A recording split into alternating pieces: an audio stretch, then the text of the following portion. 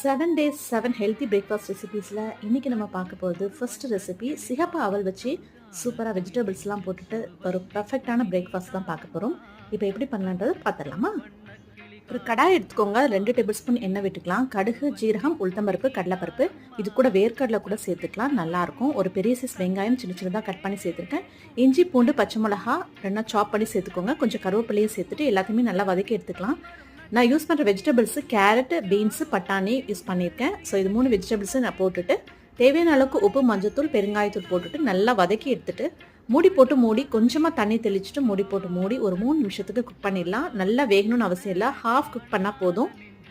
அப்போ தான் சாப்பிடும்போது க்ரன்ச்சியாக இருக்கும். இப்போ ஒரு 2 கப் அவல், சிகப்பு அளவு அவல் இருக்குல்ல, திக்கான, அதை நல்லா வாஷ் பண்ணிவிட்டு ஒரு அரை மணி நேரத்துக்கு நல்லா ஊற வச்சுருக்கேன். ஸோ அதையும் சேர்த்துட்டு நல்லா மிக்ஸ் பண்ணி எடுத்துக்கலாம். கடைசியாக ஒரு கை ஃபுல்லாக கொத்தமல்லி தூவிட்டு ஒரு அரை கப் திருவன தேங்காயும் சேர்த்துட்டு